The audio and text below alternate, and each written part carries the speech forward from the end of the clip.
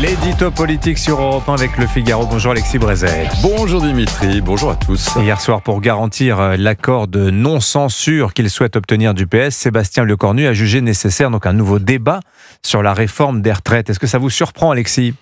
Disons que moi, bêtement, je croyais que dans ce second quinquennat d'Emmanuel Macron, ce quinquennat mal entamé, mal continué, et qui, disons-le, tourne au naufrage, je croyais qu'il y avait une chose, une seule, pas deux, une, un peu réussie, que l'on pouvait mettre à l'actif du président, et qui est la réforme des retraites adoptée en 2023.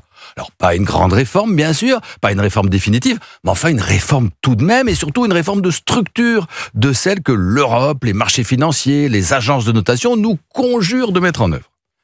Bêtement, je croyais qu'Emmanuel Macron en tirait une certaine fierté, qu'Elisabeth Borne s'enorgueillissait, non sans raison, d'avoir tenu bon face à la rue et aux syndicats. Je croyais même avoir entendu dire que Sébastien Lecornu, il n'y a pas si longtemps, expliquait à ses visiteurs que cette réforme, c'était la ligne rouge des lignes rouges, qu'il n'était pas question d'y toucher si peu que ce soit, que le moindre recul déclencherait une tempête, que les marchés s'affoleraient, que la BCE s'étranglerait de rage, que les agences de notation se déchaîneraient. Eh ben, il faut que je me sois trompé, parce que tout ça, c'était sûrement une illusion. La réforme, finalement, n'était pas si indispensable. D'ailleurs, les retraites ne sont pas en faillite, la France n'est pas endettée jusqu'au cou, les marchés nous vouent une confiance sans limite, au diable l'avarice, ce plaid d'argent n'est pas mortel, Paris vaut bien une messe, et la perspective d'une non-censure excuse tous les reniements. Bon, vous exagérez quand même, Alexis, parce que Sébastien Lecornu ne parle pas d'un débat sur les retraites, pas d'une suspension, et moins encore d'une abrogation. Alors certes, il n'a pas prononcé le mot suspension, que le PS attendait et attend toujours. Mais enfin, vous croyez, Dimitri, que si on inscrit une modification de la réforme de 2023 dans le PLFSS, est-ce que vous croyez que les partis présents à l'Assemblée, LFI, Verts, PS, RN, vont se contenter d'un aimable toilettage ? Mais cette réforme, ils vont la déchiqueter, la suspendre d'abord et l'abroger ensuite, c'est évident. Tout cela aura un coût financier. Au bas mot, 3 milliards par an pour commencer, mais aussi un coût politique et symbolique colossal.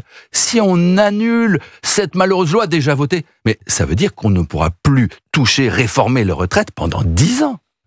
Et puis derrière, quand on aura suspendu la réforme, il faudra bien compenser le manque à gagner, si on ne veut pas creuser encore le déficit. Et qu'est-ce qu'on fera ? Des impôts, double peine. Les mêmes qui, dans les milieux économiques, se disent aujourd'hui qu'après tout, les retraites, c'est de l'argent public, que pour les entreprises, c'est quand même moins grave qu'une taxe Zuckman. Ceux-là seront fort dépités lorsque débouleront en rang serré les impôts sur le capital, le patrimoine, les hauts revenus, les holdings, les superdividendes, les superprofits, etc., etc.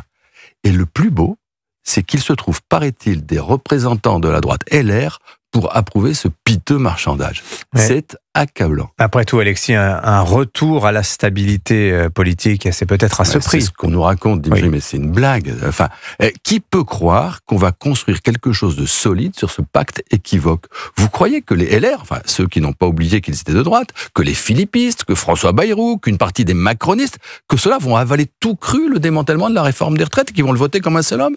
Et si le Premier ministre qu'on nous promet que là, dans les 2 jours, s'il renonce à réformer les retraites, vous pensez que les socialistes laisseront passer le budget ? Non, ils diront non. Tout ce petit monde est prêt à choisir le déshonneur d'une mauvaise action contre la France pour éviter le risque d'une dissolution.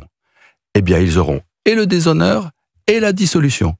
Vous connaissez le dicton, Dimitri ? Suspension, piège à... Je vous laisse terminer.